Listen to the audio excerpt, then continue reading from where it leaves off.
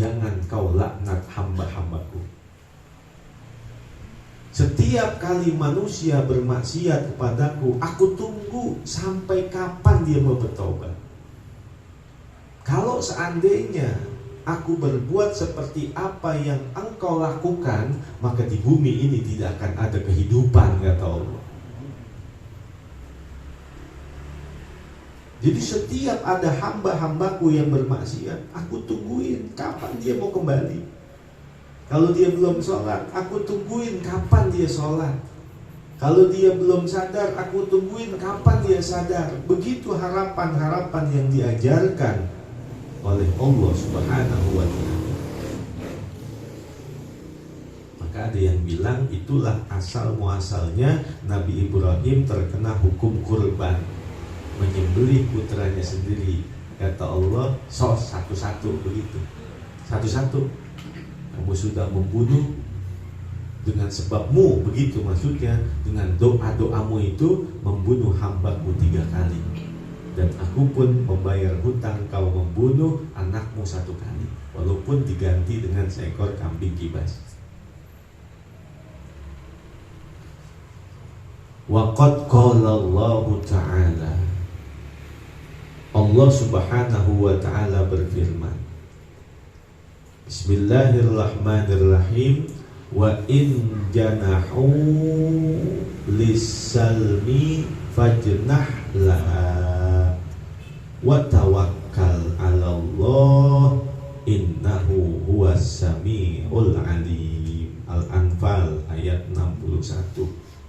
Wa in janahu lis-salmi, apabila mereka condong untuk perdamaian, fajnah laha, maka terimalah perdamaian itu. Kalau dia minta maaf, maafin. Dia ngajakin damai, terima. Wa waroda, dan warid anna sayyida Dawud alaihi salatu wassalamu, bahwa Sayyidana Dawud alaihi salatu wassalam lamma aroda bina'a Baitil Maqdisi, tatkala beliau ingin membangun Baitul Maqdis, kana kullu syai'in banahu yanhadimu, maka adalah segala sesuatu yang beliau membangunnya ambruk. Yanhadimu, ambruk. Batu-batu yang dibangun ambruk, kayu-kayu yang didiriin ambruk. Faqala, maka Sayyiduna Dawud alaihi salam berkata, ya Allah, inni kullama banaitu syai'an min baitika yahdimu. Ya Allah, sesungguhnya aku setiap kali membangun sesuatu dari rumahmu ini, maka selalu hancur, rubuh. Didiriin tiang, rubuh. Didiriin batu, rubuh. Fa'auhallahu ta'ala ilaihi, maka Allah ta'ala mewahyukan kepadanya, inna baiti la yakumu, sesungguhnya rumahku tidak akan tegak berdiri, ala yadai man sapakat dima'a, atas tangan-tangan manusia yang suka mengalirkan darah. Yang membangun itu adalah orang-orang yang selalu melakukan peperangan, pembunuhan, kezoliman, maka rumahku itu tidak akan tegak berdiri.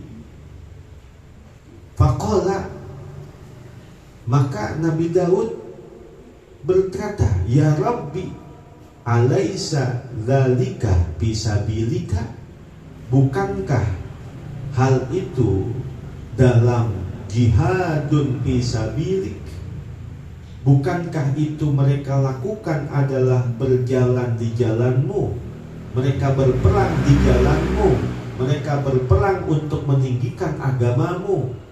Kan mereka berperang melawan orang kafir, mereka berperang jihadun fisabilillah, untuk menegakkan agama Allah. Mereka membunuh kan perang, jihad.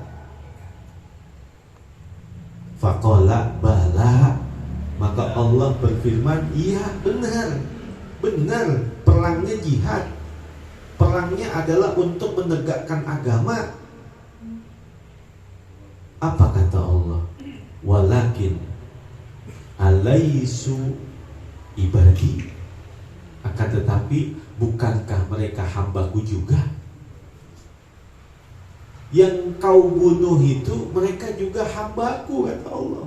Walaupun mereka kafir, yang kau perangi itu hambaku, kata Allah. Aku yang menciptakan dia, yang ngasih makan dia, yang ngurusin dia, walaupun mereka kafir. Alaisu ibadi, bukankah mereka hambaku juga?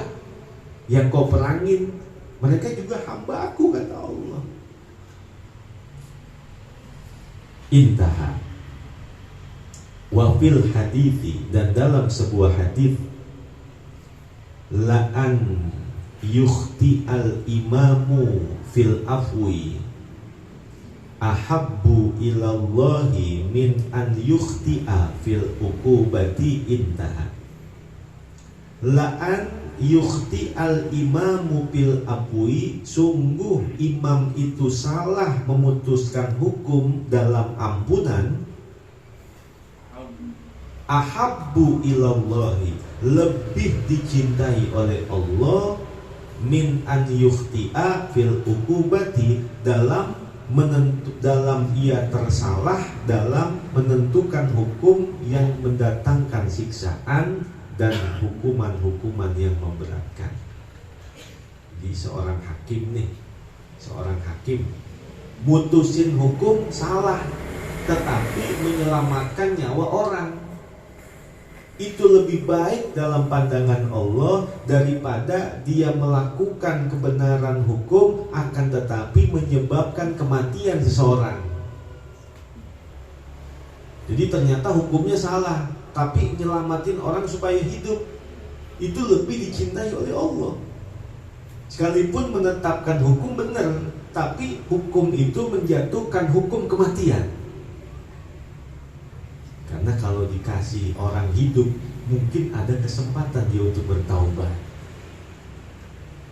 Maka hukum di Indonesia itu sebenarnya hukum yang sesuai dengan syariat, benar-benar sesuai dengan syariat. Penjarain gitu kan. Ya walaupun kalau emang ada sumpama tangkap lepas itu semua oknum kan, itu oknum kan. Tapi kalau hukum yang benar kan dia di penjara. Kalau di penjara tuh ya tahadduts binikmah. Al-Fakir kan ngajar juga di Salemba, ngajar juga di Rutan Cipinang dari tahun 2010 itu ngajar di situ. Jadi Al-Fakir tuh yang pertama kali membiasakan menyebut nama bukan narapidana karena nyinggung hati. Jangan dipanggil napi, mana napi, belum keluar napi.